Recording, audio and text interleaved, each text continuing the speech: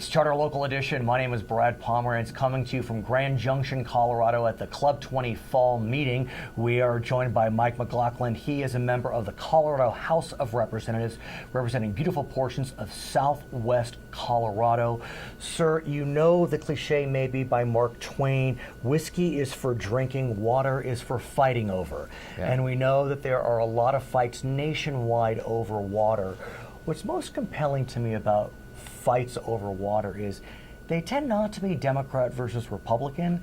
They tend to be north, south, east, west, whatever it is, depending on the state. Of course, here in Colorado, it's Western Slope versus Front Plains. So how's that for you?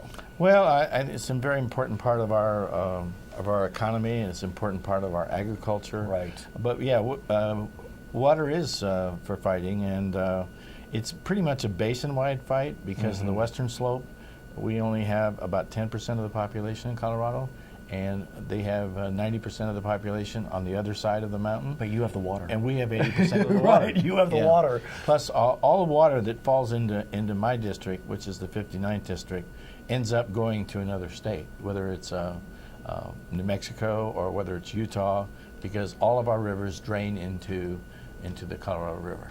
So how does the legislature proceed from here? We know the governor has proposed an executive order, somewhat controversial.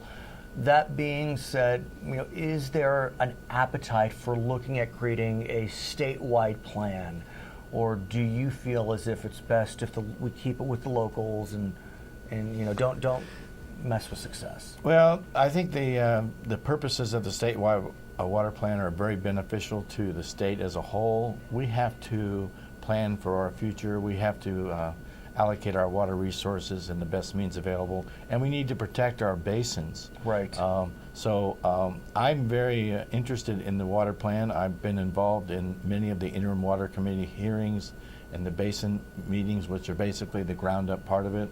I am one of those legislators who does believe, however, that until the legislature reviews the water plan and until the legislature enacts the laws that are necessary, right, that it's just a plan.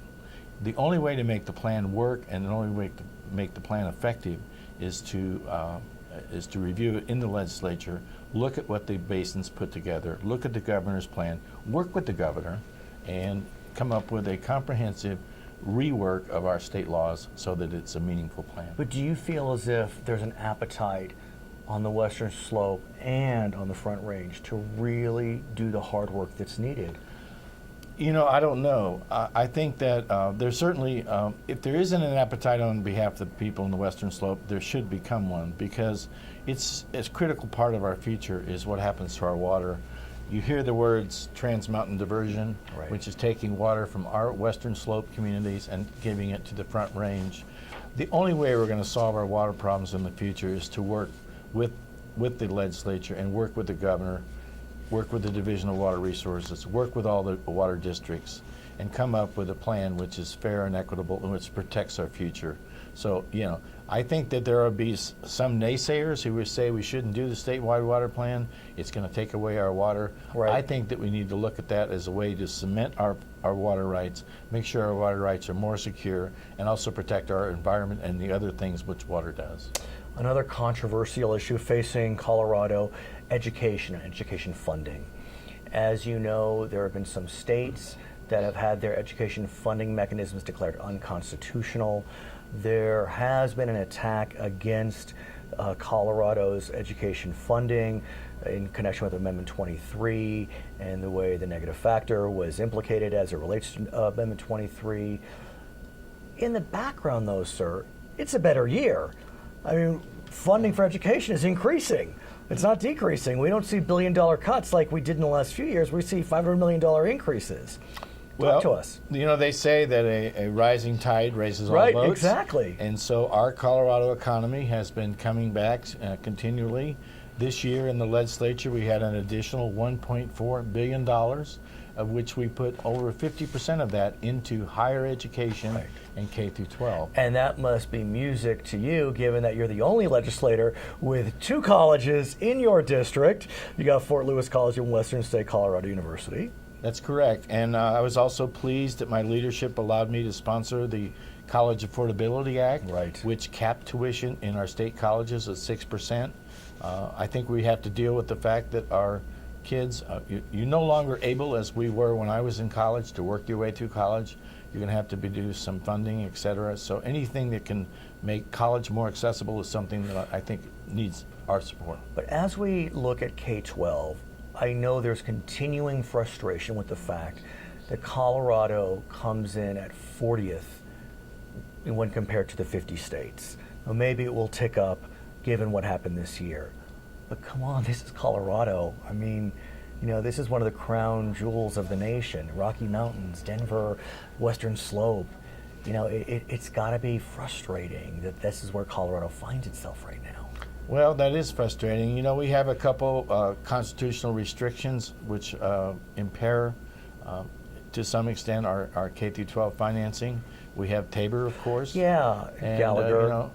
And the Gallagher Amendment. Right. And we have a general attitude. I think that we're not in Amendment 66, which was proposed last year. The people rejected it Right. wholeheartedly. So I think we need to look at other mechanisms for school financing. But Well, should we, if I may, should we look at how the funding burden has been shifted from local property taxes to the state? Is it time to maybe look at going the other way? well, as you know, historically, and if you go back 30, 40 years ago, the state's contribution to the per pupil Right. was insignificant. It was like 11%. And the school boards, but we know historically that the taxpayers, when they're faced with issues of raising taxation Right. and bond limits, are not necessarily willing to do it. And as a result of that, the state has gained, or lost, if you look at it that way, a greater role in financing public education. But I don't think that's going to change. Right, but what's frustrating to some, and you know, you can manipulate numbers 100 different ways. But for example, there's Branson School District in Los Animas County. Their per pupil spending is about $6,500. Pawnee School District in Weld County, their per pupil spending is about $15,000. Now, admittedly, those are small districts, and so Yes. you can manipulate numbers. But that being said, you know, the way that you look at funding now, there's that base of about $60 to $100, but then you get these enhancements, cost of living, school district size, students in poverty, you know, and it can feel unfair, even though if you really look at it, it may not be. So where do you go with that? You know, your point's well taken. One of the serious problems that I have in my district is we do have a significant amount of rural Right. agricultural communities which do not have the tax base that other larger municipal areas have. So yeah, having educational equality is a very difficult task. I think that we continue to look at different solutions and what we can do. You know, my wife is a 25-year high school teacher. Good for you. And What does you she know, teach? She teaches. She just retired from It's okay. journalism. Oh, really? Oh, I'd love to And meet her. She taught the student newspaper. Oh, I'd love to meet her. And also she taught English.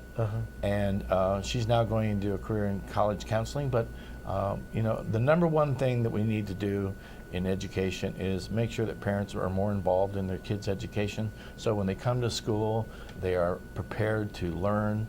When they're at home, they are taken care of. And so when they come to school, they're really in a position to learn. So That's the number one thing. It's not always just about the money. No, I hear you. But are better days ahead when it comes to funding? I mean, obviously this year is better than the last, but if you kind of look forward towards projections, will we see more funding sources? I think that, again, assuming the economy continues Right. to improve, and I'm sure you've been aware of this, that we've just been picked as being the fastest growing economy in the country. Not bad. His name is Mike McLachlan. He is a member of the Colorado House of Representatives. My name is Brad Pomerance, and this is Charter Local Edition.